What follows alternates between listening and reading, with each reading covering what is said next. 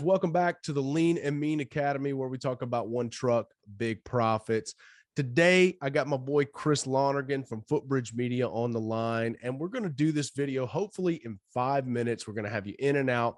Want to give you some good information about contractor websites. And today's video is about the 3 common problems with contractor websites. But before we jump into this, if you're interested in having a pro site built by the team at Footbridge Media, the same people who build my site, my brother's site, and a ton of other guys who are ranking really well and doing really well in their business around the industry and frankly, multiple contractor industries. Click the first link in the description, first link in the comments. That will be the link that'll take you to the site. Chris, how you doing? Doing good, Aaron. How are you? Excellent, man. We want to get these guys in and out. I want to make sure that they can maximize their time here. So let's go ahead and jump into the 3 common problems with contractor websites, things that hurt functionality, that hurt rankings, right? And maybe that hurt conversion rates. I know we talked a little bit about that, but let's jump into number 1. I know you had a list, and I wanted to go from buzzworthy to very pertinent because we don't want to bore everybody. I know the data is important, but some guys like me don't want to sit through talking about all the data stuff. So let's hit on it. What's number 1 for us? Number 1 is going to be, you have to have website content that matches your goals, matches your SEO goals. And what we're talking about there, we're talking about, what services do you do and making specific pages for each of those services and each of the service areas that you work in. And that's really important because you've got to spoon feed to Google sometimes exactly what you do and where you do it so that when people do those searches for those terms, you pop up. So many times I've seen guys have a site and they have pressure washing on the site. And then they may have like one area, right? They don't have the data or the content built out for all of these areas that they're wanting to target. Is that kind of what you're saying?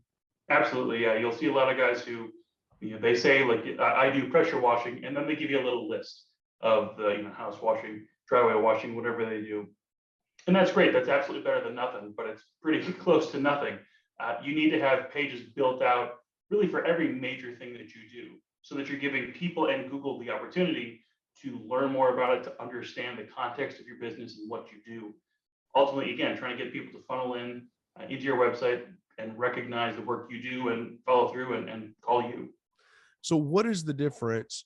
Say a guy has like just like a list of like areas that he services, but they're not actually pages. It's just like a little list. Is that kind of the similar thing? You know what I mean? Yeah, Like absolutely. there's no content behind it. Explain that a little bit. Absolutely. So when, for us, for example, for our city pages, we're going to pick the top 10, the top 15 markets that you work in. And then we're going to talk about your services that you offer and that city term, so not getting too technical, but service plus city is basically what we're doing there. It gives us 10, 15 more opportunities to write content on your page that's going to be attractive to Google, that's going to be attractive to people. So people are validated. They know they're getting to the right website. They know they're working with a company that does that work in that area. And Google also understands this is the radius they work within and the services they offer in this area. And my favorite part about it with you guys is that y'all write all the content. Yep. You don't have to write a word. Tell us 15 city names and we take care of the rest. I love that, man. Awesome. So let's jump into number 2. What's number 2 on the list of common problems with contractor websites? Number 2 is technical issues to the website. And that's the one where, like a lot of stuff with marketing, full disclosure, sometimes it does seem kind of boring, but it's really important, vitally important. When we talk about technical speed for a website, we mean your website is loading slow, you got images that load slow, people click and just spins, mobile optimized, all those things. If someone tries to load your website and it takes more than a second, 2 seconds to load, they're out.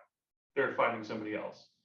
So whether you put in a bunch of work knocking on doors and handing out business cards and doing PPC and getting ads and postcards and whatever, if you do all that legwork and they actually punch in your website and it doesn't load fast and they bounce, that's all wasted effort. So the website has to be fast, has to be mobile ready. Sketch City, man. You Google Yeah. them and the website doesn't even pull up. What kind of highway robbery is this?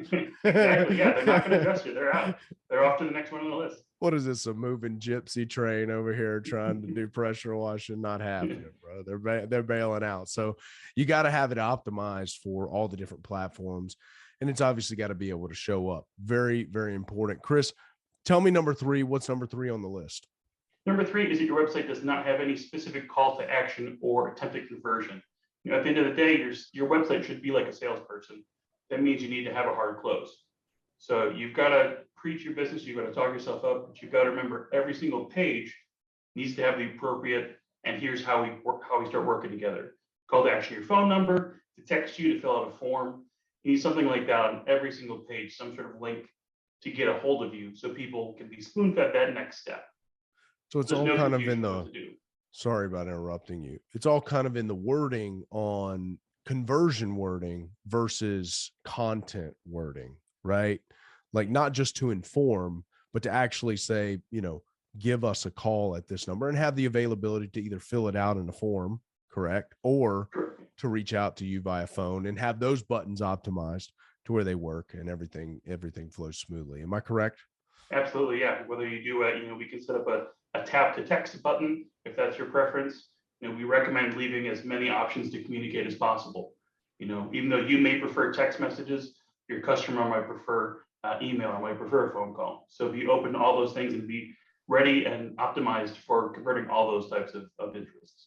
Excellent. Chris, we appreciate you here. We want to keep these things quick and easy because contractor guys like myself, we don't like talking about the technical stuff for too long. We just want to get out and go washing again.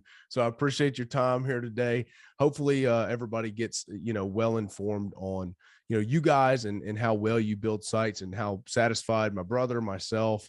I mean, Pierce has got I don't know how many trucks in pressure washing. And frankly, he doesn't run any ads. He doesn't do any flyers or door hangers or anything like that. Footbridge Media is really his organic ranking drives it for his multiple truck business. So guys, listen, if you're wanting a website, you're wanting the top team in the game, click the first link in the description, first link in the comments, the $199 deal. You're not going to get it anywhere else here at Lean and Mean. And also let's check it out. A word from Footbridge Media right here.